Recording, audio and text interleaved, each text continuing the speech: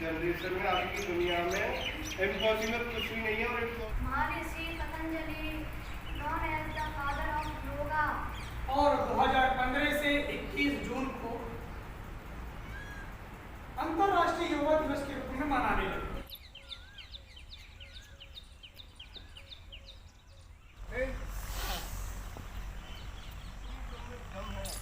तुम्हारे अंदर शक्ति है, उस शक्ति के थ्रू खींचनी है।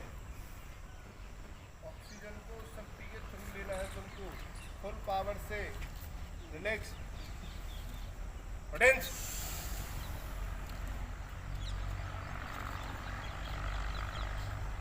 Relax, audience.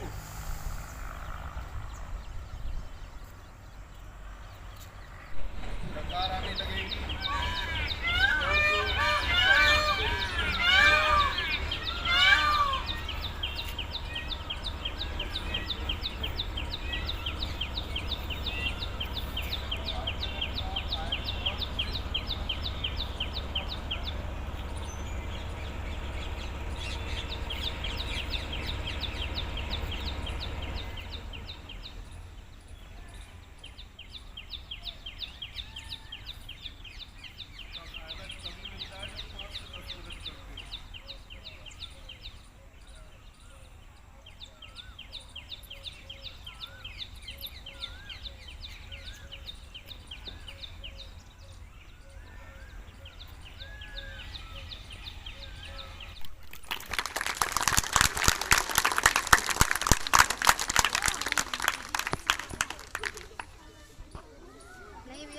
कम से कम 1 से 1.5 मिनट करना है,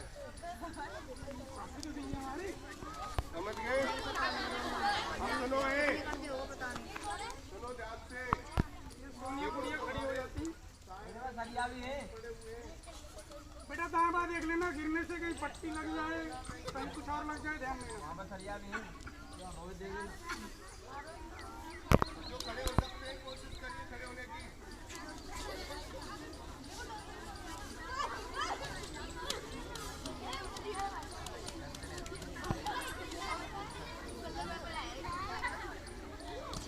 करिए ना।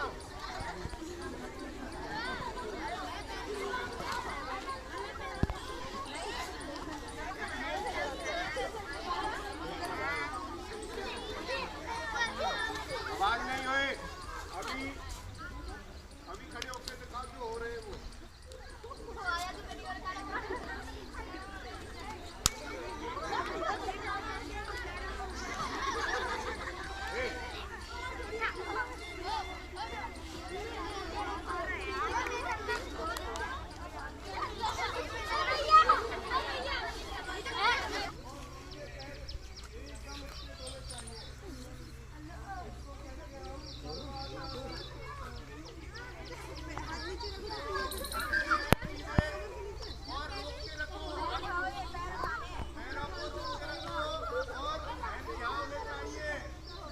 बिल्कुल नीचे, हैंड और नीचे करिए। देखो एचपी सर कर रहे, नालायक को कर लो, दुष्टो करिए।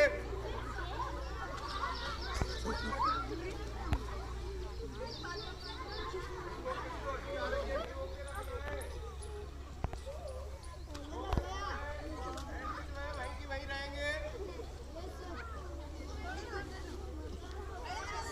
हैंड भाई की भाई।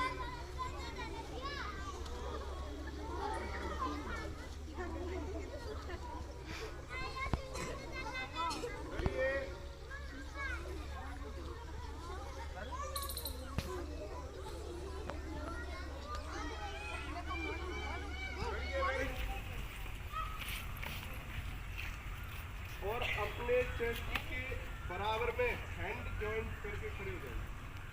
ऐसे ऐसे हो जाइए, आई क्लोज।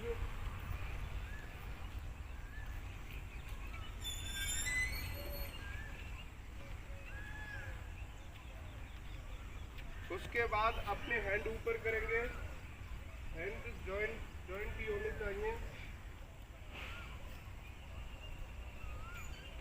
अब धीरे धीरे धीरे धीरे ओपन कर लो, आई ऐसे करेंगे।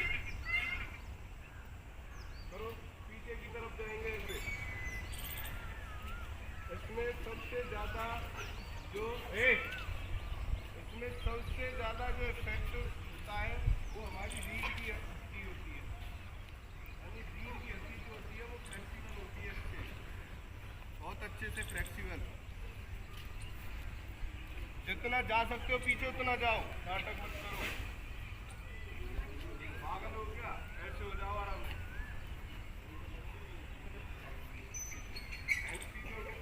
पैर पीछे होने चाहिए, जमीन नहीं होनी चाहिए।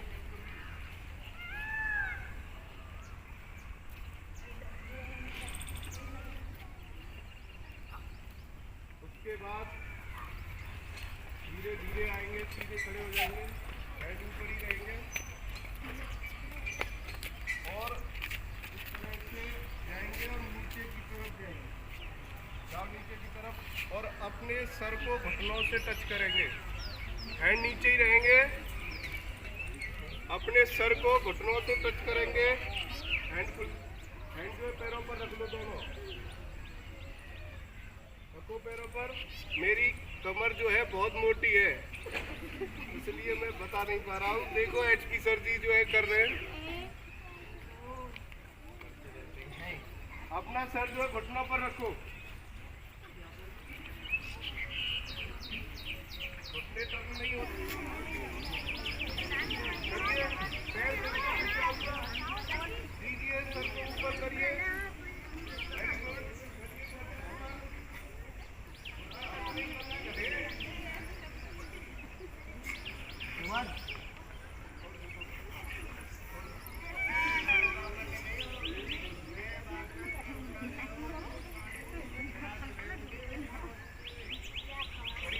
सर्दी गर्दन ऊपर और ऊपर और क्यों उतरे हो? अब जो है अपनी कमर जो है ऊपर करनी है तुमको और सर नीचे। थोड़ा पैर आगे ले लो, आगे कर लो थोड़ा और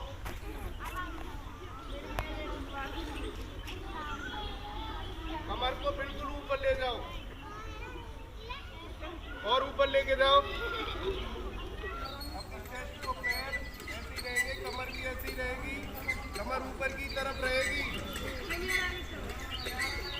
और चेस्ट जो है तुम्हें जमीन के सच से थोड़ा ऊपर रखनी है और जो है चेस्ट को अप कीजिए, चेस्ट को ऊपर करो।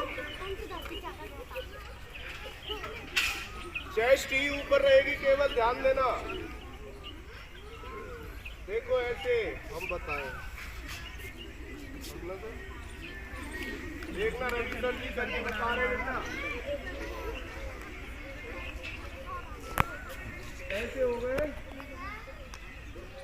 उसके बाद ये देखो मेरे हैंड कहाँ है, ये करता है। इसके बाद इसलिए कह रहे हैं गर्दन ऊपर, चेस्ट अप, एक नहीं उठाना इसलिए। कमर ऊपर करके, कमर को जैसे पहले ऊपर किया था ना, कमर को ऐसे कमर को ऊपर कीजिए, खड़े हो जाइए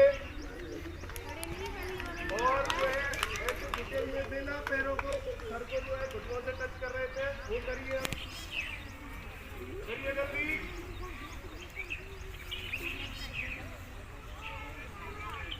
करिए,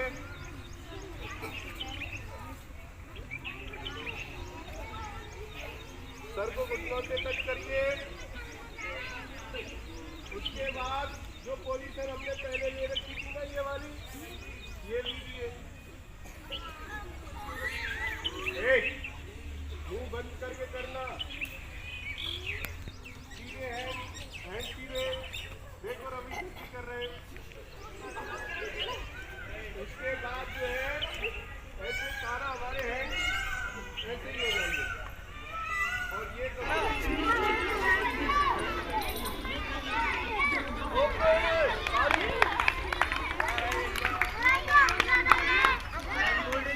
हाँ तो यही करना है, तुम कर देते तो। और जो है बाकी का ऊपर का हिस्सा जो है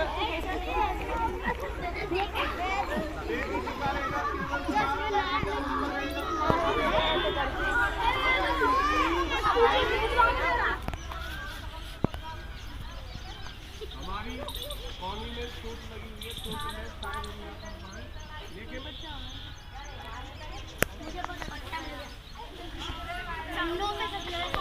पत्थर की तरह। ऐसे करना है।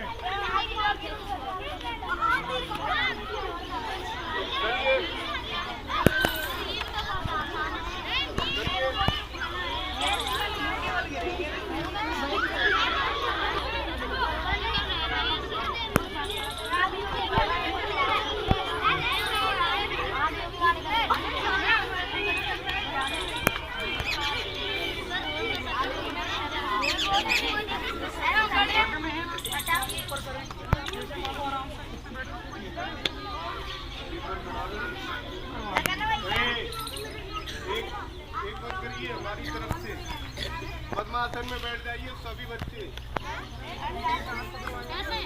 पद्मासन में बैठ जाइए और अपने हेड जो है जमीन पर साइडों में टेक लीजिए।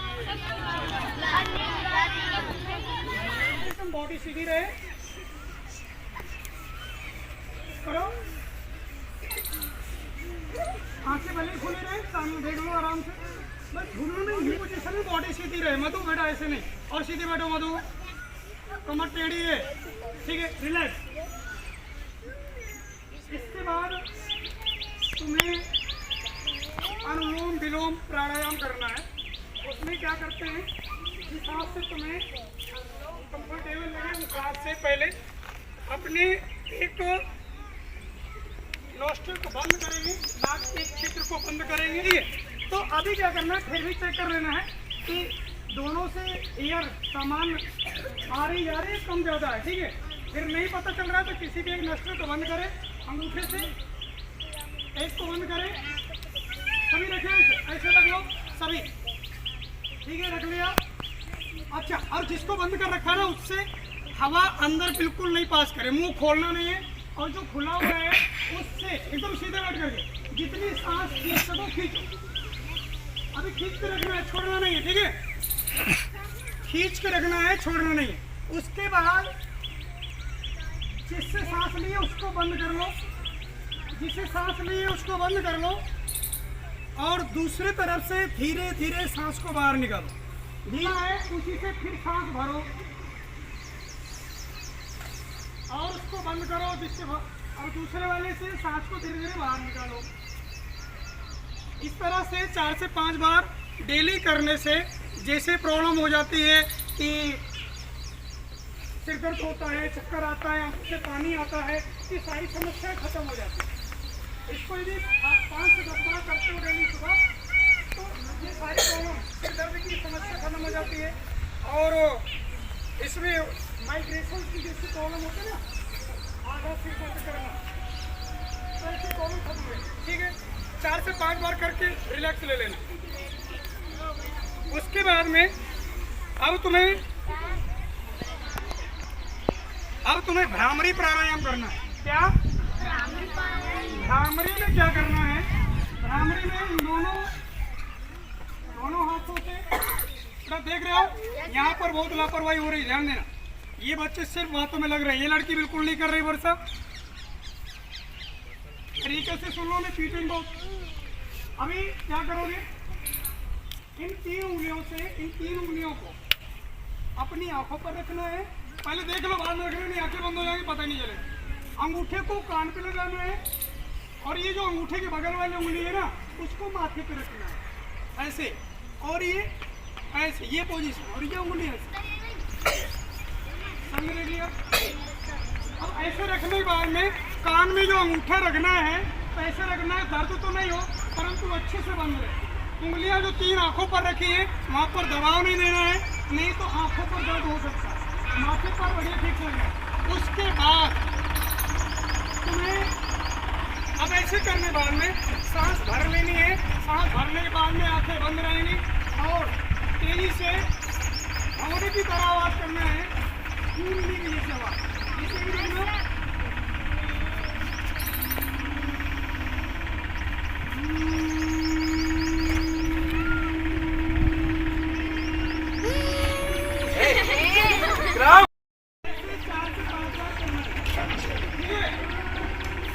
इससे माइंड की जो तुम्हारी तंत्रिकाएं हैं, ब्लॉक पड़ी हुई हैं, ब्लड सर्कुलेशन अच्छा नहीं है, वो खुलती है और ब्लड सर्कुलेशन अच्छा होगा। इसलिए सभी शुरू कर देना, रिलैक्स में आ जाना।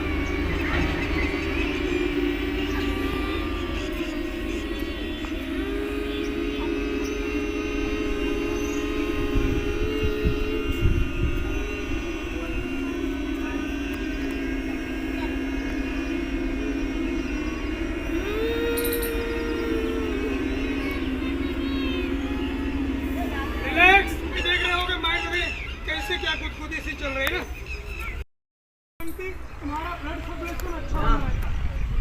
इसके बाद तुम्हारी पाचन शक्ति भी इसमें अच्छी बनती है, याददाश्त मजबूत होती है, माइंड की संरचना मजबूत होती है, तुम्हारे श्वास का रेगुलेशन अच्छा होता है, श्वास का तुम्हारा फेफड़ों से रिलेटेड कोई प्रॉब्लम नहीं होती, तो बहुत सारे फायदे। और इसके बाद जो थायराइड की प्रॉब्लम हो जाती है, इन सारी प्रॉब्लम से हम निजात पाते हैं यदि हम ओम नाम करते हैं। अभी क्या करोगे, पद्मासन या अर्ध पद्मासन में बैठोगे अच्छे से स्ट्रेट बैकबोन के साथ में, और उसके बाद एक चंचल तुम भी रहिए, फिर तो ना तो पद्मासन है अर्ध पद्मासन कुछ नहीं है, नहीं ऐसे हाथ पीछे नहीं लगाना, ठीक है।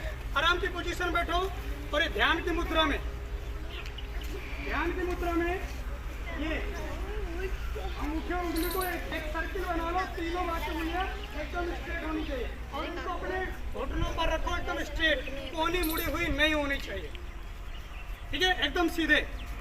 उसके बाद आंखें बंद कर लोगे। आंखें बंद करने के बाद सांस को धीरे धीरे खींचेंगे अंदर, खींचने के बाद तो बाहर निकालना है, तो आराम से ओम की ध्वनि करना है। स्टार्ट।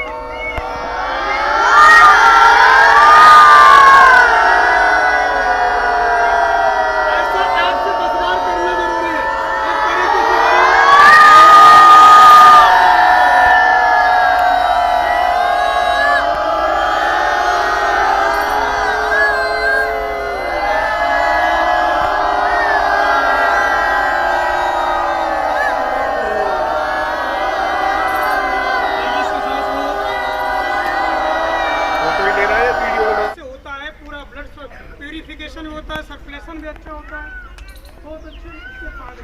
उसके बाद जब प्राणायाम करते हो उसके बाद मेडिटेशन यदि करते हो तो मेडिटेशन 3 फटे प्राणायाम के बाद में करना है। और मेडिटेशन के लिए कुछ खास नहीं करना होता, तुम्हें जो भी पोजीशन अच्छी लगे जिसमें तुम्हें आराम से 15 से 20 मिनट हो। वैसे साइंस तो ये कहती है कि तुम अपने उम्र के अनुसार, यानी जो कितने वर्ष के तुम हो गए हो, कम से कम उतने मिनट तेरी बढ़िया, जितने वर्ष का जो व्यक्ति हो गया है उसको कम से कम उतने मिनट मेडिटेशन कंपलसरी है। मेन चीज़ है कि अपने मन की यदि चंचलता को हम कंट्रोल कर लें तो हम बहुत सारी चीज़ों को, बहुत सारी समस्याओं का समाधान और उनका सॉल्यूशन आराम से निकाल सकते हैं। तो हमारा मन ही स्थिर नहीं होता तो बहुत सारी समस्या पैदा भी हो जाती है। तो इसके लिए तुम्हें घर में प्रैक्टिस करना होगा अच्छे से, परंतु अभी थोड़ा सा 1 से 2 मिनट के लिए ध्यान में बैठाएंगे, उसके बाद फिर रूम में चलेंगे। तो सभी अच्छे से पोजीशन ले लो, आराम से सुनो। पहले कैसे करना, दोनों हाथ से उंगलियों को ऐसे फंसा लो, ओके, और फालती पर अपना आराम से हाथों को रख लो। ये हाथ आराम से फालती पर, ये दोनों हाथ बगल में ऐसे रहे, फालती पर रख लो, ठीक है। और एकदम सीधे बैठो, बिल्कुल स्ट्रेट होनी चाहिए। और आंखें बंद कर लो। आंखें बंद करने के बाद आंखें बंद करो सभी, और आंखें बंद करने के बाद अपने सांस का आने जाने पर ध्यान दो। सांस कैसे आ रही जा रही, जबरदस्ती में सांस लेनी नहीं है, जबरदस्ती छोड़ना है, जैसे चल रही है सांस वैसे चलने दो। और थोड़ा सा अपने हेड को नॉर्मल पोजीशन से थोड़ा सा ऊपर उठा के रखते हैं, थोड़ा सा, यानी 10 से 5 डिग्री के अंतर पर ऊपर की तरफ उठा के रखते हैं। और अपने आइज को, दोनों आइज को दोनों भावों के बीच में टिकाने की कोशिश करते हैं और सांसों को रेगुलर रहने देते हैं। लड़ गई, कहाँ ध्यान है, तरीके से बैठो, अभी सीधे नहीं बैठे हो। आंखें बंद करो, दोनों भावों के बीच में अपने ध्यान को, आंखों को ऊपर की तरफ रखते हुए बंद करके, आंखों को ऊपर की तरफ खिंचाव में रख करके अब ध्यान को अपने दोनों भावों के बीच में कंट्रोल करने की कोशिश करो। और सांस में कोई जोर नहीं देना, जैसे चल रहा है वैसे चलने देना, आराम से आने दो जाने दो, उस पर कोई ध्यान नहीं देना, कोई जोर जबरदस्ती नहीं करनी सांस में। और इसी तरह इसी पोजीशन में लगातार जो जितने वर्ष का है लगभग उतना मिनट यदि डेली सुबह करता है तो उसे बहुत बड़ा फायदा मिलता है। इससे मेन चीज़ है कि हमारा माइंड कंट्रोल में आता है। जैसे कहते हैं ना सर मैं पढ़ने बैठता हूँ तो मेरा ध्यान इधर उधर चला जाता है, तो ये एक ऐसी दवा है, ये ऐसी प्रक्रिया है जिससे कि तुम्हारा मन जिसे पकड़ने कोई दूसरा साधन नहीं है, उसके लिए मेडिटेशन। इससे मेडिटेशन के माध्यम से उसको हम बांध सकते हैं, पकड़ सकते हैं, अपना नियंत्रित कर सकते हैं। तुम्हारा इससे पढ़ाई में ज़्यादा से ज़्यादा मन लगेगा, जो पढ़ोगे दिमाग में लंबे समय तक के लिए टिकेगा। और क्लास में जब पढ़ते हो तो उसमें मन भी लगेगा, ध्यान भी लगेगा और उसके अनुसार काम करे। बेटा बैकबोन स्ट्रेट रखो, आंखें बंद करके रखो और जैसे बताया कि ध्यान को अपने दोनों बाहों के बीच से टिका। तो आज्ञा चक्र होता है उस पर टिका। यहाँ पर तिलक लगाते हो,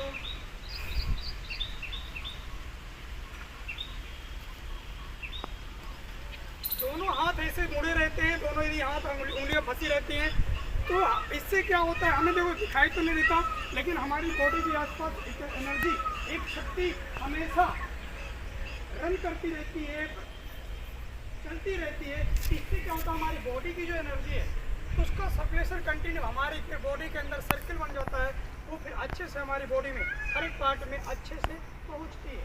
इस ध्यान को वहीं कंट्रोल करके रखें आज्ञा चक्र में और एकदम बैकबोन स्ट्रेट रखें।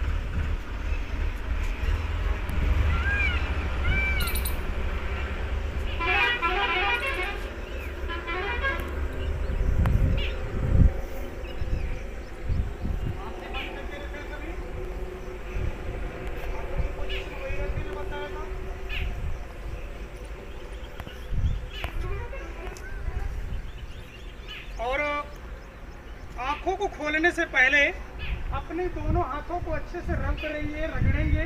अभी नहीं करना, फिलहाल हम बताएंगे। सुन लो, पहले अच्छे से रब करके फिर इसके बाद जो लगे हाँ हीट आ गई हाथों में, तो दोनों हाथों को अपने आंखों के फेस के ऊपर रख करके रखे हुए ही आंखों को धीरे धीरे खोलेंगे।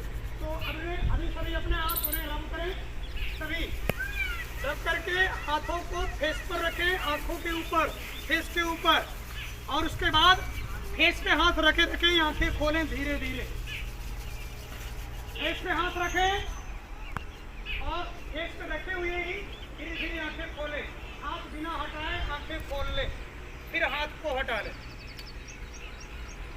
अब देखो कैसा फील हो रहा है। और योग हमारे शरीर के लिए तो दिमाग और शरीर के लिए तो अमूल्य प्रतीक है।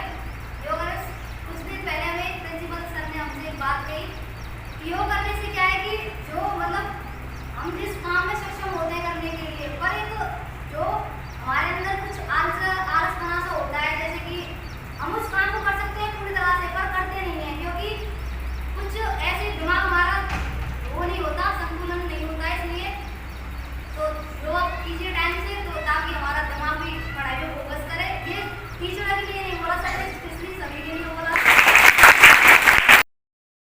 हमारे सबके लिए योगा करने के लिए योगा बहुत लाभदायक होता है। हमको डेली करना चाहिए और अच्छे से आना चाहिए, क्योंकि योगा हमारे लिए हेल्थ के लिए बहुत अच्छा होता है। और मतलब जो जिसमें बनता है थोड़ा होता है, थोड़ा आता है, फिर ज़्यादा नहीं आता है। हम टाइम से करते हैं अच्छे से, तो हेल्थ के लिए हमारे लिए बहुत अच्छा होता है, तो हमको करना चाहिए डेली, जल्दी हो सकती है। योगा दिवस की हार्दिक शुभकामनाएं। इस योगा को हम सबको सभी को कम से कम 30 मिनट तो कम से कम मिनिमम करना चाहिए, तो इससे आपकी सारी बीमारियां खत्म हो जाएंगी और आपका पढ़ने भी मन लगेगा। तो इसलिए किसी योग पुरुष ने कहा है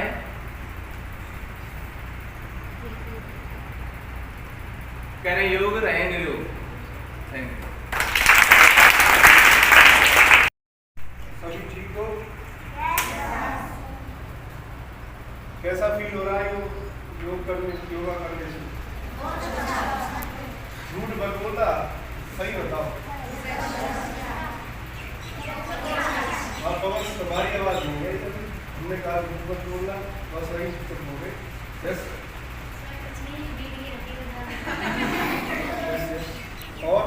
और कौन है? हमारे कमर में हो रहा है, जिसको पेन हो रहा है, जिसकी बॉडी पेनिंग हो गई है, हमारी भी बॉडी पेनिंग हो गई है। और आई थिंक लगभग सभी की हो गई होगी, अगर जिन बच्चों ने सही से किया होगा। आप जिन्होंने हंसते ही रहे, जैसे शिवम है और भी अदर बच्चे हैं, और बस हंसने में ही लगे नहीं है, हंसने लगे रहे, उनका कुछ नहीं होने वाला उस बॉडी में। अब ये पेन क्यों हो रहा है? ये इसलिए हो रहा है क्योंकि हमारी बॉडी जो है उतनी फ्लेक्सिबल नहीं है, इतनी हमारी बॉडी फ्लेक्सिबल नहीं है। जो हमको कर रहे थे वहाँ तक हमारी बॉडी हमको अनुमति नहीं दे रही है। क्यों नहीं दे रही है? क्योंकि हमने वो कभी किया ही नहीं है। ये सियानो भाई, हमने वो कभी किया ही नहीं है। अभी किसी अनपढ़ को तो पेन दे दो और उसको राइटिंग करवाओ या कुछ भी कराओ, या किसी भी इंसान से कोई भी ऐसा काम दे दो जो उसने कभी ना किया हो और उसको करने के लिए दे दो, तो क्या वो कर पाएगा? नहीं कर पाएगा, असमर्थ होगा उसको करने में। ऐसे ही हमारी बॉडी की जो थी वो असमर्थ थी। अभी हमने कुछ ही आसन किए हैं, ना के बराबर आसन किए। आसन बहुत है हमारे, वो करने चाहिए, और जो कर लेता है उसका तो तुम लोग यही देखते हो। अगर जैसे मयूर आसन देखा कि किसी ने, यानी पैरों पर, सॉरी हाथों पर ही सीधे खड़े हो जाते हैं।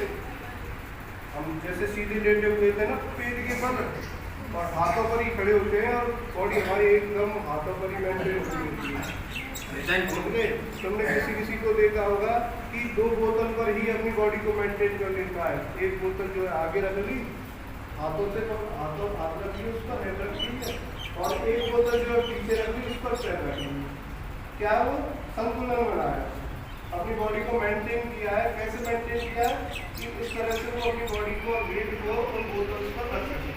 तो हम लोग क्या करते हैं, हाँ ये कैसे कर रहा है, ये कैसे कर रहा है, ऐसे करने की नहीं, लेकिन हम सब कर सकते हैं।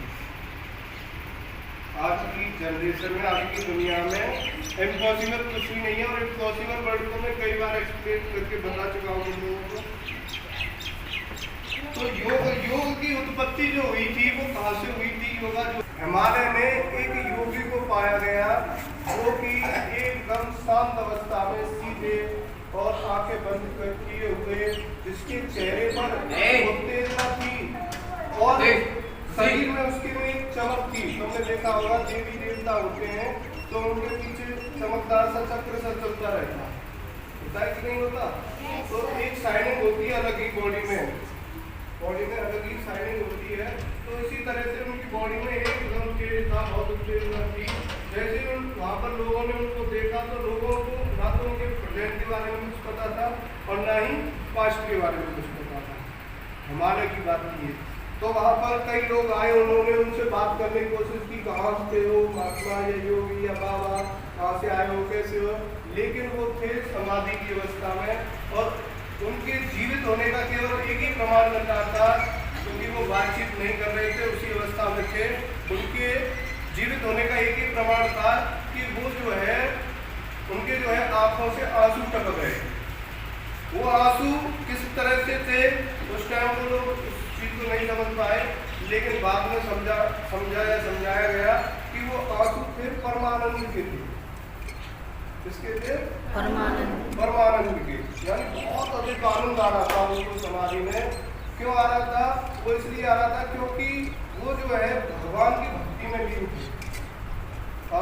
भगवान की भक्ति में देखा जाए योगा को जो है आज की डेट में हम केवल अपनी बॉडी से ही देखते हैं कि हमारी बॉडी के लिए बेनिफिशियल है, केवल यह देखते हैं। लेकिन योगा जो है हमारी अगली पिछली, यानी हमारा अस्तित्व क्या है, हम पहले क्या थे, क्या हैं, और भगवान से मुलाकात करने का एक आसान जरिया है। हम लोग पूजा करते हैं ना, करते हैं कि नहीं करते? किस लिए? कि भगवान हमसे खुश रहे कि नहीं रहे, ऐसे करते ना। और बहुत लोग ऐसे होते हैं जो दिन रात माला जपते रहे, किस लिए? कि भगवान की कृपा हम पर बनी रहे, या भगवान के हमें कभी दर्शन मिल जाए, स्टेप बाय स्टेप किया जाए तो भगवान जो है इसके थ्रू मिल सकते हैं।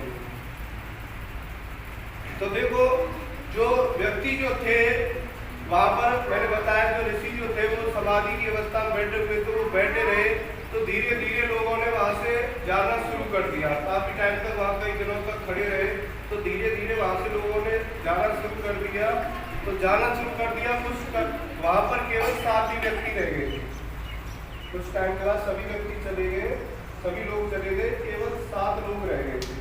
तो वो 7 लोगों ने उनकी प्रतीक्षा की कि कभी ना कभी तो ये अपनी आंखें खोलेंगे और हमसे बात करेंगे। तो एक दिन ऐसा आया जो उन्होंने अपनी आंखें खोली और वहाँ पर उन 7 लोगों को पाया गया। तो जो योगी थे, जो साधु थे, वो थे आदि योगी। और जो 7 प्रारंभिक शिक्षा, उन्होंने कई सालों तक उसके बारे में शिक्षा ली, योग के बारे में, योगा के बारे में शिक्षा ली कई सालों तक। और आखिर में जो है जब सूर्य जो है दक्षिण दिशा में जब मुड़ा, तब जो है उन्होंने उसको योगा के बारे में पूर्ण उनका ज्ञान हो गया था और उनको बताया गया था 7 ऋषियों को कि तुम अलग अलग जगह जाकर के इसका प्रचार और प्रसार करें। तो उस दिन जो था 21 जून ही था, उस दिन जो तिथि थी वो 21 जून की ही पड़ती है वो तिथि, इसीलिए हम 21 जून को इसको सेलिब्रेट करते हैं, समझ रहे हो। तो इसके बारे में फिर धीरे धीरे बहुत लोगों ने अपना अपना मत रखा। मैंने अभी तुम लोगों को बताया था कि कर्म योग है, भक्ति योग है, ज्ञान योग है और राजयोग है। राजयोग है, राजयोग को 8 भागों में डिवाइड किया। पहला भाग जो था वो था यम। पहला भाग है यम, नियम, आसन, प्राणायाम, प्रत्याहार, धारणा, ध्यान और समाधि। ये 8 जो है भाग बताए गए राजयोग के। तो यम मीन्स होता है सामाजिक व्यवहार। यम को मैं अगर एक्सप्लेन करूं तो यम मीन्स यमराज नहीं है, यम मीन्स है सामाजिक व्यवहार। हमारी सामाजिक स्थिति कैसी है, हमारी सोशल वर्ग कैसा है, हमारी समाज में हमारी इज्जत कैसी है, समाज में हम किस तरह से बैठ रहे हैं, उठ रहे हैं, किस तरह से हमारा लोगों के प्रति व्यवहार है, किस तरह से हम अपने वर्ग को, हमारा जो काम होता है उसके प्रति किस तरह से हम करते हैं, वो चीज़ होती है। दूसरा होता है नियम। नियम होता है आचरण, हमारा स्वभाव कैसा है, हमारा स्वभाव कैसा है, हम किस तरह के व्यक्ति होते हैं।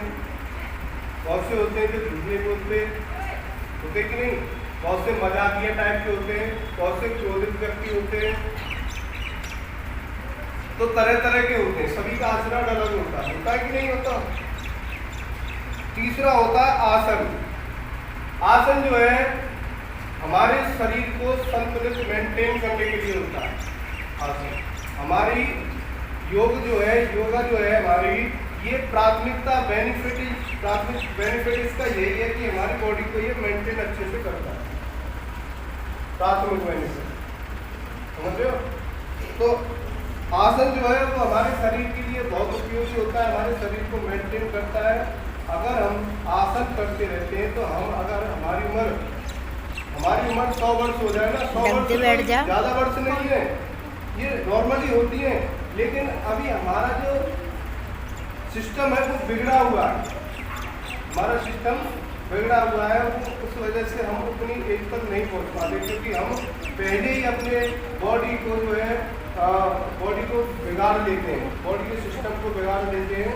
जैसे तुम लोगों को मैं कई बार बता चुका हूँ कि मैंने भी अपनी बॉडी का सिस्टम बिगाड़ दिया था, लीवर मेरा डैमेज हो चुका है। अगर समझे तो हम अपनी बॉडी को पहले में बिगाड़ लेते हैं तो टाइम तक पहुँचती नहीं हो। तो शरीर जो है हमारा, अगर हम अच्छे से मेंटेन डिसिप्लिन से चलते हैं अपने शरीर को लेकर के, तो हमारी जो है हम जो है 100 वर्ष तक बूढ़े नहीं होंगे, 100 वर्षों तक बूढ़े नहीं होंगे। जैसे झुर्रियाँ पड़ जाती हैं, चला नहीं जाता, हाथ अपने वर्कआउट या शरीर के जो ये काम होते हैं बेनिफिट के लिए वो करते हैं। चौथा है तुम्हारा प्राणायाम। प्राणायाम जो होता है वो होता है हमारे जो श्वसन प्रक्रिया होती है, श्वसन प्रक्रिया जो होती है उसको नियंत्रण करना।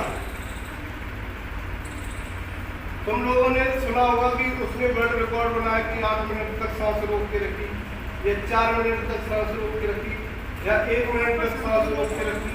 या 10 सेकंड के लिए सांस रोकते रखिए। तो जो है हमारा जो प्राणायाम होता है वो होती है श्वसन प्रक्रिया। इससे हमें सिद्धि मिलती है, सिद्धि प्राप्त होती है। क्या होती है? सिद्धि प्राप्त होती है। यह एक स्टेप होता है जो हमें एक कदम भगवान से मिलने के लिए आगे बढ़ाता है।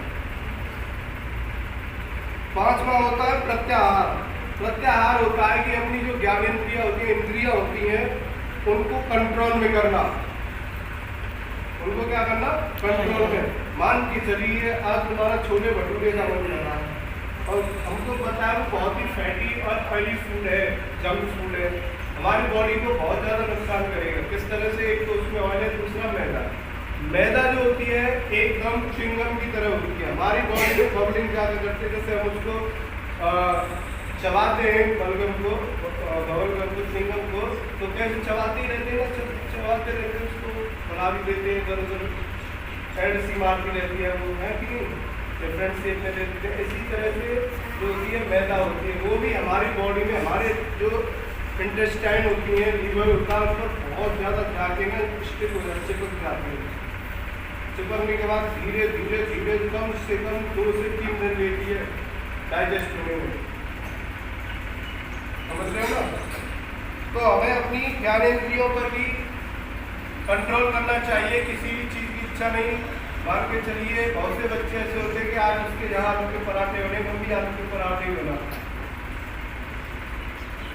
है कि नहीं? बहुत से बच्चे देखे कि अरे शिवा तो इंस्टाग्राम पर वीडियो बना रहा, मैं भी बनाऊंगा, उसके फॉलोअर्स ज़्यादा बढ़ जाएंगे। ये तुम्हारी एज नहीं है, ये तुम्हारा वर्क नहीं है, तुम हो स्टूडेंट स्टैंड। कौन हो तुम? स्टूडेंट। और स्टूडेंट का वर्क होता है वो सिर्फ होता है स्टडी, अध्ययन, पढ़ाई करना। लेकिन अभी के जो बच्चे हैं उनका स्टडी पर बिल्कुल ध्यान नहीं। और 6वां होता है धारणा। धारणा होती है मन की एकाग्रता।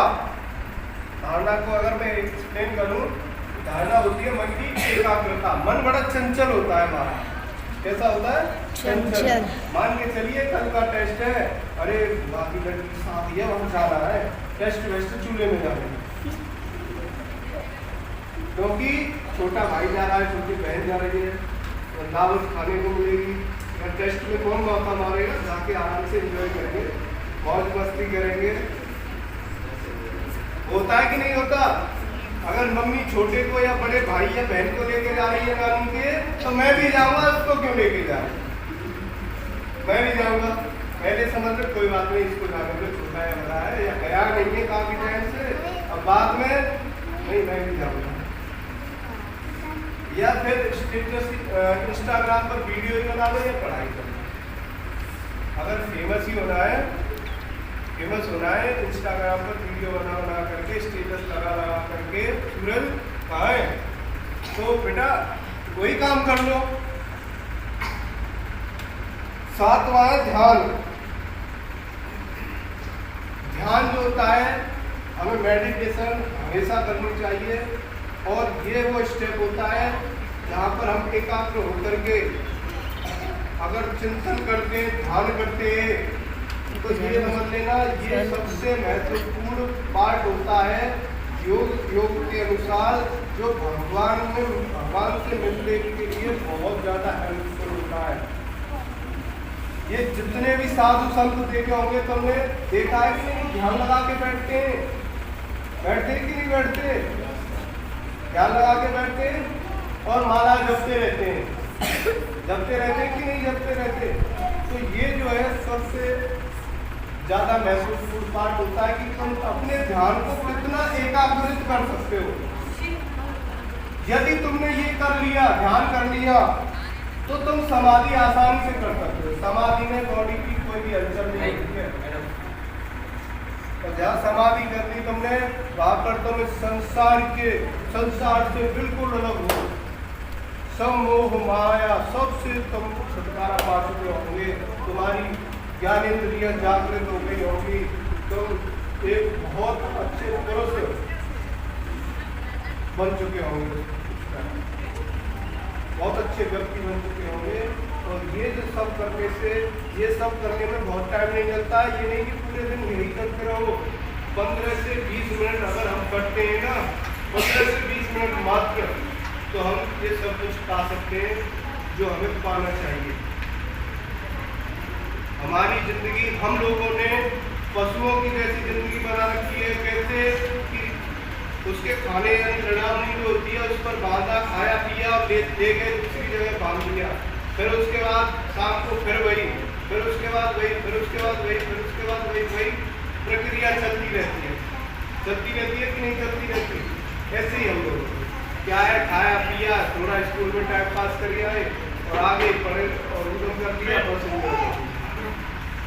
जी किस लिए रहे हम, किस लिए ये जिंदगी मिली है, उसको सोचो कि हमें क्या करना है। हमें ऐसे जैसे आए कीड़े मकोड़ों की जैसे जिंदगी जीनी है, या किसी महान व्यक्ति की जैसे बहुत सारे महान व्यक्ति हैं जिन्होंने बहुत बहुत अच्छे अच्छे और अपने नाम किए हैं, उनकी तरह जिंदगी जीनी है। अपनी क्वालिटी पहचानो कि हमारे अंदर क्वालिटी क्या है। अगर कोई क्वालिटी नहीं है तो उसको बनाओ कि हमें ये क्वालिटी, हमसे बिल्कुल इसमें कोई नहीं हो सकता, ऐसी क्वालिटी बनाओ अपने अंदर। फोन देखते हो, फोनों पर बहुत कुछ चीजें आती हैं, लेकिन देखते नहीं, सीखते नहीं है कुछ भी सीखने की कोशिश नहीं करते हो। बहुत सारी चीजें होती हैं, बहुत अच्छी चीजें होती हैं।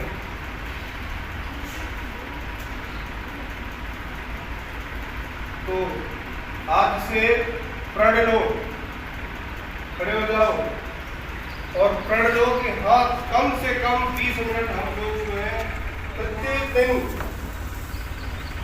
जो है योगा करेंगे। ईमानदारी से टॉपिक के लिए मैंने किसी से कहा नहीं है।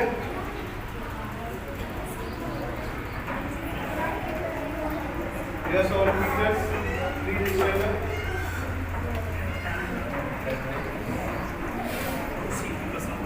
हम सब आज मिलकर प्रण लेते हैं कि कम से कम 15 से 20 मिनट जो है योगा करेंगे। कौन कौन तैयार है? हैंड अप करना। अपने डिसीजन लेने में पूर्णतः सक्षम होने चाहिए। बेटा आएंगे देखने के लिए हम रेडी? आज हम सब ये प्रण लेते हैं कि प्रत्येक दिन 10 से 15 मिनट योगासन पूरी ईमानदारी से, पूरे ध्यान से और एकाग्र मन से, यहाँ पर शांति प्रिय वातावरण हो, वहाँ पर करेंगे। जय श्री राम। या ध्यान लगा रहे हो? शांत रहे। ये सब नहीं होना चाहिए। एकदम शांत वातावरण। शांति, शांत वातावरण किसको कहते हैं? शांत वातावरण उस जगह को कहते हैं।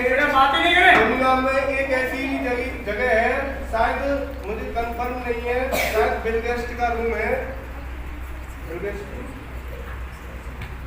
गेट्स का रूम है। इतना शांत कमरा है वहां पर कि हमारी जो नसें होती है ना, जो ब्लड सर्कुलेशन होता है, उसकी भी आवाज सुन सकते हैं उनके रूम में।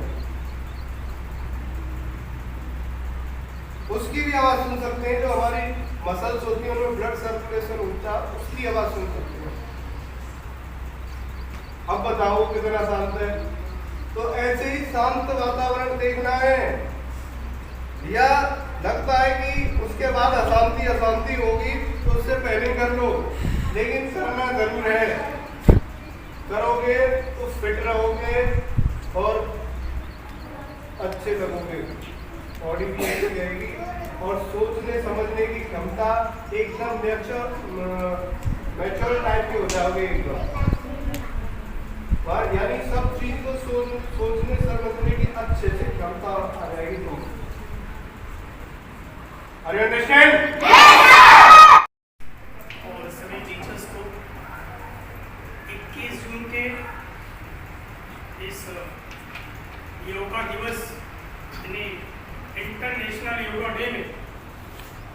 सभी का हार्दिक स्वागत है और सबको शुभकामनाएं पूरे विद्यालय की तरफ से।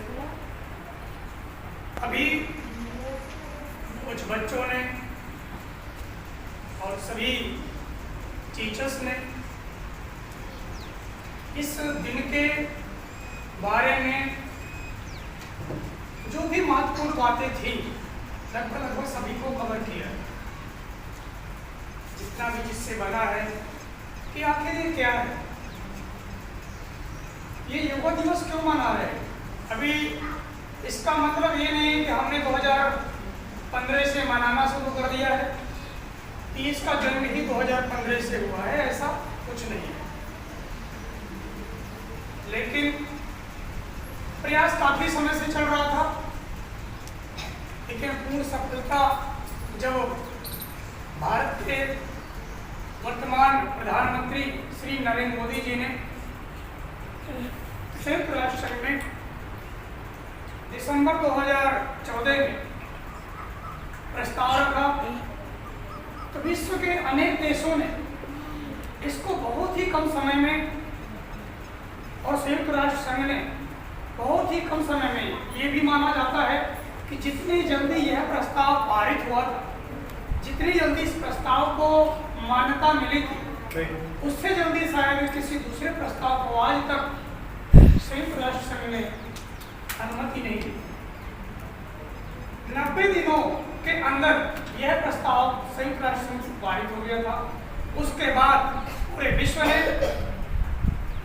भारत की इस महान अभियान को, इस मुहिम को स्वीकार किया और 2015 से 21 जून को अंतर्राष्ट्रीय योगा दिवस के रूप में मनाने लगे। तो पहले तो बात ये आती है कि आखिर क्यों 21 जून को ही क्यों मनाना शुरू किया, आखिर बात क्या है। तो तुम लोग हमेशा हिस्ट्री के अंदर भी पढ़ते हो कि ये उत्तरी गोलार्ध का सबसे बड़ा दिन होता है। सबसे बड़े दिन का तात्पर्य है कि सूरज की किरणें उत्तरी गोलार्ध में 21 जून को सबसे लंबे समय तक पड़ती है और इस दिन को ग्रीष्म संकरण के काल में भी ग्रीष्म संक्रांति के नाम से भी जाना जाता है। इसमें बताते हैं कि शायद इस दिन हम जो भी मानसिक या शारीरिक क्रियाकलाप करते हैं तो उसमें हमें बहुत ज़्यादा मात्रा में लाभ मिलता है और इसी चीज को देखते हुए, इसी को मान्यता देते हुए पूरे विश्व ने, क्योंकि अधिकांशता देखें तो उत्तरी गोलार्ध में अधिकांश देश स्थित है, तो उस सब को देखते हुए 21 जून को अंतर्राष्ट्रीय योगा दिवस के रूप में मान्यता प्रदान की गई। और 21 जून से लगातार 2015 से लगातार देश एक के बाद एक जुड़ते जा रहे हैं। पिछले वर्ष देखें तो लगभग 120 देशों ने इसमें भागीदारी ली थी, पार्टिसिपेट किया था और इस वर्ष 2022 में लगभग 170 देशों से भी ज्यादा 170 देशों से भी ज्यादा देश इस योगा दिवस में, अंतर्राष्ट्रीय योग दिवस में पार्टिसिपेट कर रहे हैं। अभी तुम लोग जाओगे यहाँ से, घर में पहुँचोगे तो अधिकांश बच्चे हैं जो घर में पहुँचने के बाद में एंड्रॉइड के मालिक वही होते हैं, तो वे देखेंगे कई जगह लाइव प्रोग्राम चल रहा होगा भारत का, जहाँ भी इस समय प्रोग्राम चल रहा है वहाँ से, और अंतर्राष्ट्रीय कहाँ किन किन देशों में इसका आयोजन चल रहा है, तो सारा तुम लाइव देख सकते हो, मिलेगा किस तरह से करवाया जा रहा है। तो हम सबसे पहले तुम सभी बच्चों से एक यही अपील करेंगे, यदि तुम पहला तो कई बार और हमेशा शायद टीचर्स भी और तुम्हारे पेरेंट्स हमेशा मना करते रहते हैं, परंतु जितना प्रेशर तुम्हारे टीचर्स का होता है कि बेटा एंड्रॉयड से जितना दूर रहोगे शायद उतनी ही अच्छी ज़िंदगी, उतनी ही लंबी ज़िंदगी तुम्हें मिल सकती है, फिर भी नहीं मानते। दूर करने का, प्रेशर करने का मतलब ये नहीं है कि तुम पूर्ण रूप से अलग हो जाओ, ये टीवी हो या मोबाइल हो, वो तुम्हारे लिए एजुकेशन में भी बहुत ज़्यादा सहयोगी है, परंतु तुम्हें पता है किसी भी चीज़ की जब अति हो जाती है तो नुकसानदायक है। किसी भी चीज़ को ले लो, चाहे खाने पीने की हो, देखने की हो, सुनने की हो, या केवल महसूस करने की हो। अभी तुम लोग देखते हो कि गर्मियों में धूप इतनी ज़्यादा हो जाती है, इतनी तेज हो जाती है कि हम हर व्यक्ति, हर जीव लगभग धूप से छाया की ओर भागता है। और वही क्या होता है सर्दियों में, धूप को रोकते हैं। यानी जैसे आवश्यकता से ज़्यादा होता है तो हमें उससे दूरी बनाते हैं, तो हम कुछ चीज़ों से, इसलिए यदि हमें पता है कि ये नुकसानदायक है तो हमें उस हर चीज़ से जो नुकसानदायक लगती है हमें दूर रहना चाहिए। तो ये योग दिवस को लेकर के जो सुबह से पूरी प्रक्रियाएं चल रही हैं, तुम सबको पठन पाठन को रोक करके इस अभियान में शामिल होने के लिए बुलाया गया और शामिल किया गया। तो इसको सेलिब्रेट करने का कोई भी चाहे, ये योग दिवस ही नहीं, कोई भी हम जयंती मनाते हैं, कोई त्यौहार मनाते हैं या कोई और भी दिवस को सेलिब्रेट करते हैं, उसका मकसद सिर्फ ये होता है कि इसका समाज का सबका फायदा है। इससे तुम लोग देखते हो कि सबसे मेन चीज हमारे पास में जो विश्व की सबसे अमूल्य मशीन है तो हमारे पास है नहीं, एक बॉडी के रूप में भगवान ने हमें प्रदान किया है, टोटली फ्री ऑफ कॉस्ट। लेकिन ख्याल नहीं रखोगे कब उसको ईंधन चाहिए, कितना चाहिए, कौन सा ईंधन इस मशीन के लिए उपयोगी है, कौन सा नुकसानदायक है, यदि इन बातों को ध्यान नहीं दें, जो चाहें, जैसे सपोज एग्जाम्पल लें तो जो इंजन पेट्रोल से चलने वाला है उसमें तुम केरोसिन डालो, डीजल डालो या कस्टर्ड ऑयल डालो तो शायद वो काम नहीं करेगा। वो काम उसी में करेगा जिसके लायक जिस ईंधन के लिए बनाया गया। इसी तरह यदि तुम्हारे पानी के लिए, दूध के लिए और नेचुरल चीजें जो तुम्हें प्राप्त होती हैं, सामान आहार जो प्राप्त है तुम्हें उपलब्ध है, उनसे अलावा जो हार्मफुल यदि तुम लेते हो तो उससे तुम्हें खुद समझ आ रहा है कि ये बॉडी फिर क्या होगी। हम हमेशा से बच्चों को मना करते रहते हैं कि बेटा पैकेजिंग चीज़ों को इस्तेमाल बिल्कुल ना करें, करें तो ना के बराबर। ना के बराबर का मतलब है कि महीने में कभी एक बार दो बार यूज कर लिया कोई दिक्कत नहीं, उसको तुम्हारी बॉडी ऑब्जर्व कर सकती है। परंतु पता चलता है दिन में 4 से 5 बार तुम्हारी पैकेजिंग चीजें चलती हैं और 2-1 बार शुद्ध आहार लेते हो, तुम्हारी बॉडी जो कभी 100 के लगभग उम्मीद करते हो तो करना हमारी मूर्खता है, ऐसा बिल्कुल नहीं। इसलिए हमें सबसे पहले ख्याल रखना है, जैसे कि राजयोग के अंदर सर ने 8 स्टेप को एक्सप्लेन किया है, जो योगा के 8 स्टेप दिए गए हैं उनमें पहला नियम जो दिया जाता है यम का। यम का नियम तात्पर्य है कि तुम अपने समाज के प्रति जागरूक बनो, संवेदनशील बनो। समाज के प्रति जागरूक या संवेदनशील बनने का मतलब है तुम्हारा कौन सा काम सही है, कौन सा गलत है, क्या उचित है, क्या अनुचित है, उसको पहले अच्छे से विचार विमर्श करो, उसके बाद में उसमें एक्शन लो। ऐसा कर्म करो जिससे तुम्हें या तुमसे संबंधित किसी भी वस्तु या व्यक्ति को नुकसान नहीं हो। ये यम का तात्पर्य है। दूसरा पढ़ते हो नियम।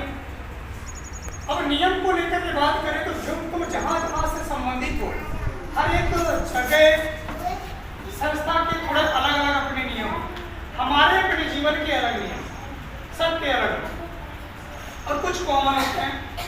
तो हमारा मेन चीज है हमारी बॉडी के लिए क्या नियम होने चाहिए।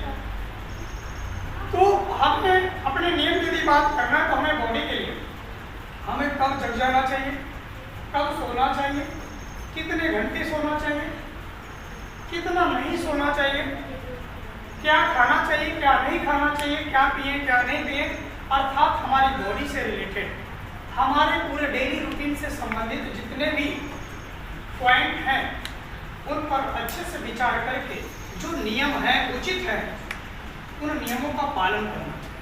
जैसे कि हमेशा तुम लोग बुक्स में पढ़ते रहते हो, टीवी चैनल्स में, मोबाइल में कभी सुनते देखते रहते हो कि ब्रह्मविदों ने भी स्वीकार किया कि यदि कोई भी व्यक्ति ब्रह्म मुहूर्त का तात्पर्य है सुबह सूर्योदय से पहले और 3 बजे के बाद, 3 साढ़े 3 बजे के बाद ब्रह्म और सूर्योदय से जस्ट पहले का इस बीच में यदि तुम अपना बिस्तर छोड़ देते हो तो वो तुम्हारा ब्रह्म मुहूर्त में बिस्तर छोड़ना जागना हो जाता है। और ब्रह्म मुहूर्त में यदि अपनी कोई डेली है तो उससे तुम्हारी बॉडी, उससे तुम्हारा दिल, उससे तुम्हारा माइंड पूरा डिसिप्लिन हो जाएगा। तुम एक अनुशासित सुसभ इंसान बन जाओ, आदर्श व्यक्ति बनो। आने से पहले एक बार सोचो इससे हमें क्या नुकसान होने वाला। उसका इंतजार मत करो कि मेरी मम्मी ने नहीं मना किया, मेरे पापा जी ने नहीं मना किया, उन्होंने खुद ही पैसा दिया, दादाजी ने दिया, दादी जी ने दिया। उसका इंतजार मत करो, क्योंकि कई बार तुम्हारे उस खान पान में तुम्हारे माता पिता या दादा दादी के लाड़ प्यार का भी प्रभाव आ जाता है। यदि उस बीच तुम खुद समझदार बन गए हो, तुम्हें पता है कि मैं इस चीज को खाऊंगा तो नुकसानदायक है, तो फिर कुछ यदि खाने को भगवान फिर उसको खाओगे। ऐसा नहीं कि खाने पीने की सारी चीजें नुकसानदायक है, बहुत ऐसी चीजें हैं जो बहुत एनर्जेटिक है, हमारी बॉडी के लिए आवश्यक भी है, उनको लो। तो सबसे पहले तो तुम्हें संभालना है अपने नियम। यदि योगा करना शुरू करना है, जैसे कि तुम सभी ने शपथ लिया है, तो सबसे पहले प्रयास करना है अपने खुद के बनाए नियम। खुद के बनाए नियम का तात्पर्य वे सारे नियम जो उचित है और जरूरी है, उन सभी नियमों को दिमाग में रखो, उन्हीं नियमानुसार काम करो। तो पहला काम करना है कि देर रात तक जागना नहीं, पहला नियम ख्याल रखना है, और देर तक सोना नहीं। बड़ा पहला नियम है तुम्हारे अपने डेली रूटीन से जुड़ा। देर रात तक जागने का तात्पर्य है कि तुम ज्यादा से ज्यादा यदि तुम्हें सुबह 5 बजे जागना चाहते हो तो कम से कम वो टाइम फिक्स कर लो सोने वाला कि कम से कम 6 या 7 घंटे की नींद तुम ले सको। किसी भी इंसान के लिए 6 से 8 घंटे की नींद पर्याप्त है। कम से कम 6 घंटे, ज्यादा से ज्यादा 8 घंटे सोते हो तो तुम्हारे लिए नींद से संबंधित परेशानी कभी नहीं होती। 6 से कम सोते हो, 8 से ज्यादा सोते हो तो तुम्हारे लिए कुछ न कुछ परेशानी बढ़ सकती है। और ये परेशानी जो फिजिकली मेंटली होती है तो डायरेक्टली नजर नहीं आता, धीरे धीरे उसका इफेक्ट नजर आता है। वो कुछ उम्र के बाद में, समय गुजरने के बाद में फिर नजर आता है। वो कभी हेयर फॉल के रूप में, कभी स्किन की प्रॉब्लम के रूप में, कभी आई साइट की प्रॉब्लम के रूप में, कभी तुम्हारा बीपी हाई लो की प्रॉब्लम के रूप में, और भी अन्य प्रकार की बीमारियां हैं जिससे असमय इरेगुलरिटी जो होती है, ज्यादा सोना या अनावश्यक चीजों को खाने पीने से ये जो नुकसान होता है ये बाद में नजर आता है, एक साथ अचानक से नहीं आता। तो अपने पहले नियम कंफर्म करो, और उन्हें तुम्हें नहीं पता अपने पेरेंट्स से, अपने टीचर से उन नियमों को समझो कि हमें कब सोना चाहिए, कब जागना चाहिए। और इस विषय में लगभग सभी विद्यार्थी अवगत है, उन्हें पता है, सबको जानकारी है कि हमें कब सोना चाहिए, कब जागना चाहिए, क्या खाना चाहिए, क्या नहीं खाना चाहिए। लगभग उन्हें सबको कई बार बताया गया। हमें कितना खेलना जरूरी है। खेलने के लिए कई बार बच्चे डरे हुए इधर भागते रहते हैं, उधर भागते रहते हैं। हमने कई बार भी कहा है, पेरेंट्स भी कहा है, लोगों से भी कहा है कि इसमें डरने की जरूरत नहीं। एक नियम बना कि मुझे 1 घंटे या 1.5 घंटे डेली खेलना, और ऐसे खेल खेलो जिसमें मेंटली या फिजिकली वर्क हो। हमने कई बार जिक्र किया है जिसमें मानसिक या शारीरिक काम होता है, और उस मानसिक या शारीरिक वर्क से तुम्हारा भविष्य में भी वो काम आने वाला है। भविष्य में तुम्हारा शरीर या माइंड में सुधार जो आएगा वो तुम्हारे लिए हितकर होगा।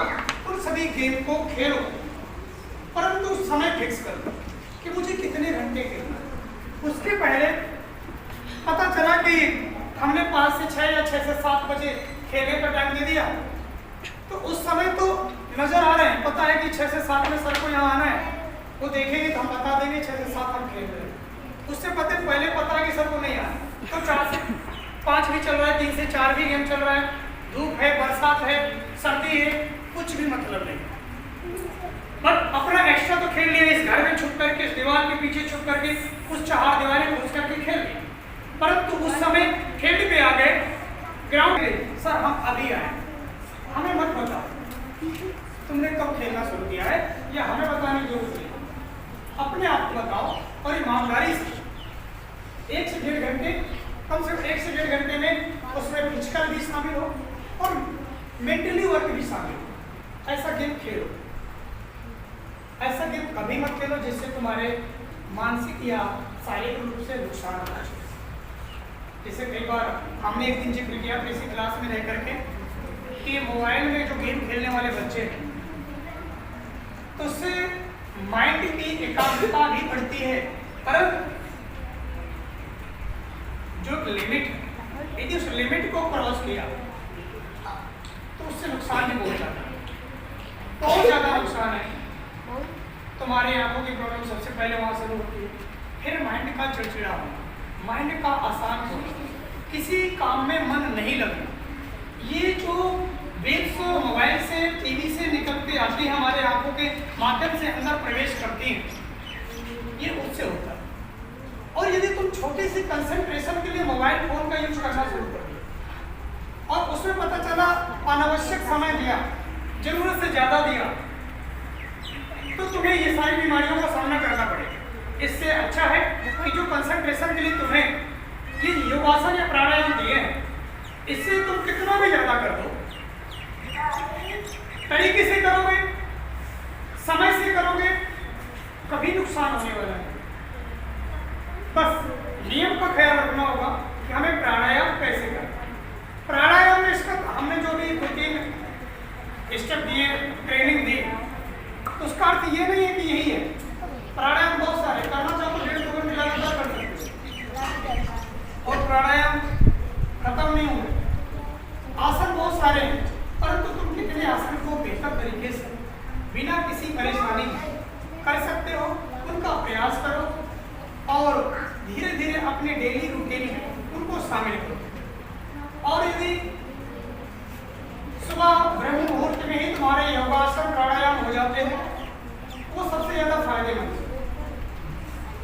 सुबह ब्रह्म मुहूर्त की जो हवा सेवन करने की जरूरत पड़ती है, बहुत कम। बच्चा 10 वर्ष का है, 14 वर्ष का, 15 वर्ष का है, उसमें बीपी की प्रॉब्लम आ रही है, उसमें ब्लड सर्कुलेशन की प्रॉब्लम के साथ में उसका देखें तो चक्कर आने की प्रॉब्लम, उसका थोड़ी थोड़ी बातों में इरिटेट हो जाना, चिड़चिड़ापन होना, अशांति, किसी काम में मन नहीं लगना, इस सब सिर्फ और सिर्फ ये तुम्हारे अनावश्यक कामों और ये अनियमितता की वजह से। इसलिए सभी इस योगा डे में तुम लोगों को सबको इकट्ठा करने का तात्पर्य सिर्फ यही है कि जो अभी तक सोते रहे हो दोपहर तक, बल्कि हमेशा प्रेशराइज करते रहे, तुम लोग देखते रहे हो कि विद्यालय का समय किसी दूसरे विद्यालय के समय से पहले ही रहा है। और उसका मेन कारण यही है कि हम चाहते हैं बच्चों की सुबह जल्दी जागने की आदत पड़े, क्योंकि सुबह जल्दी जागने की यदि आदत पड़ती है तो उससे बहुत सारे फायदे हो जाते हैं। एक तो पहली बात तो यही है कि तुम्हारी जिंदगी वहीं से प्लस पॉइंट में आ जाती है।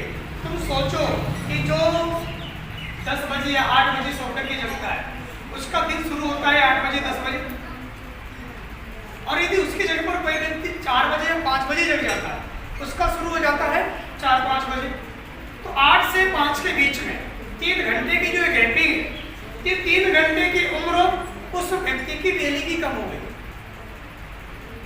डेली की 3 घंटे वो खत्म। एक दिन में 3 घंटे उम्र उसने जीवन कम जिया है। सोते रहने को जीवन में मत कंप्लीट करो। तुम्हारा जीवन सिर्फ वो है जिसमें तुम उपयोगी और उत्पादक कार्यों को कर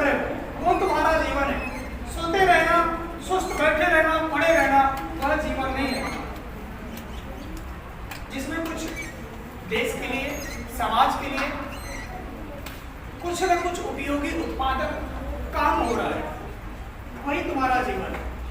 तो वो व्यक्ति डेली की 3 से 4 घंटे कम जिंदगी जी रहा है, उस व्यक्ति की अपेक्षा जो 4 बजे या 5 बजे जग जाता है।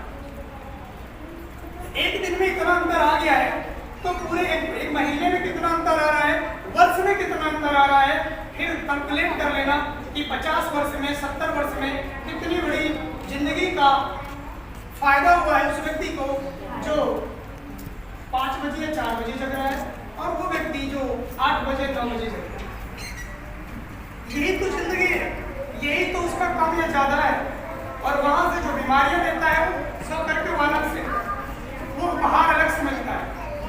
तो फिर आप सभी कोशिश करें, अब सभी आसान हो रहे, मन नहीं लग रहा, समय ज्यादा ले लिया है, तो यहाँ बैठने का ये जो समय निकाला है, इसको फ्रूटफुल बनाने के लिए, सफल बनाने के लिए सभी अपने अपने से तरफ से कोशिश करें, और कर सको उन्हें करना शुरू करना, और वो भी कोशिश करना है ये सब सूर्योदय से पहले हो जाए, बहुत अच्छा। हम आसन और एक्सरसाइज को शाम को भी कर सकते हैं, परंतु प्राणायाम और कुछ आसन को सुबह करना ही उचित है। इसलिए सभी इसको शुरू करेंगे और इसका ध्यान भी रखेंगे, ठीक है? करेंगे या नहीं? कहाँ गया ध्यान तुम्हारा? यस किस लिए दिया है? करोगे? जितने नहीं करेंगे बता दो, तुम नहीं करोगे? कौन कौन नहीं करेगा? सभी करें। फिर आप कोशिश करना बेटा, इससे इंडिविजुअली तुम्हारा फायदा है, तुम्हारे फायदे से तुम्हारे परिवार का, समाज का, देश का, सबका फायदा।